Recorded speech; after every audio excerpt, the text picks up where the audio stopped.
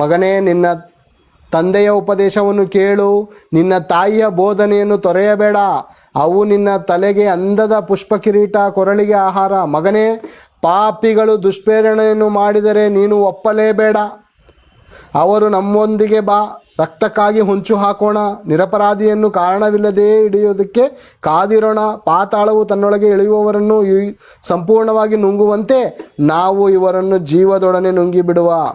ಸಕಲ ವಿಧವಾದ ಅಮೂಲ್ಯ ಸಂಪತ್ತನ್ನು ಕಂಡುಹಿಡಿದು ಕೊಳ್ಳೆ ಮಾಡಿ ನಮ್ಮ ಮನೆಗಳಲ್ಲಿ ತುಂಬುವೆವು. ಏನ್ ಬೇರೆ ಇನ್ನೊಬ್ಬ ಕರೀತಾನೆ, ಬಾ ಇನ್ನೊಬ್ರಿಗೆ ನಾವು ಸಾಯಿಸೋಣ, ಹಣೆ ಬರುತ್ತೆ.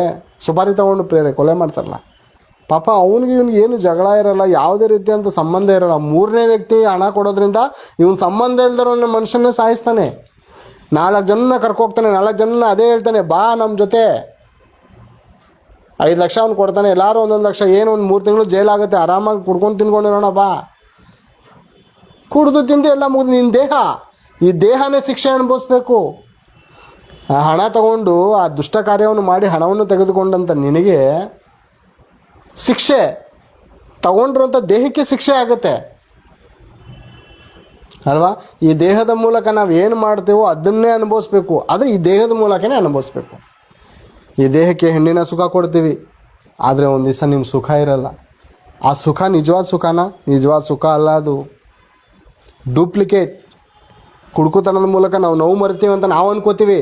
ಅದು ಆ ನೋವು ಮರೆಯಲ್ಲ, ನಮಗೆ ಮಾಡಿದ ದಿವಸಕ್ಕೆ ಹೆಚ್ಚಾಗಿರುತ್ತೆ. ಹಣವನ್ನು ಹೊಡ್ಕೊಬತ್ತೀವಿ ಅಂತ ನಾವು ಅನ್ಕೋತೀವಿ, ಒಂದು ದಿವಸ ಹೊಡ್ಕೊಬತ್ತೀವಿ, ಆ ಹಣ ನಿಮ್ಮ ಹತ್ರ ಉಳಿಯಲ್ಲ. ಹದ್ದುಗಳಂತೆ ರೆಕ್ಕೆ ಕಟ್ಕೊಂಡಿರುತ್ತೆ ಪ್ರೇರೆ. ಪ್ರಪಂಚಕ್ಕೆ ಗೊತ್ತಾ ಈ ಮಾಯಾಜಾಲ ಗೊತ್ತಾ? ಈ ಜಡ್ರ ಬಲೆ ಗೊತ್ತಾ? ಯಾರು ಹಾಕಿದಾನಂತ? ದುಷ್ಟಶಕ್ತಿ ಪ್ರೇರೆ. ಅರ್ಥ ಮಾಡ್ಕೋಣ ಪ್ರೇರೆ. ಈ ಶಕ್ತಿಗಳಿಂದ ಬಿಡಿಸಲು ಯೇಸು ಕ್ರಿಸ್ತನು ಬಂದನು ಪ್ರೇರೆ.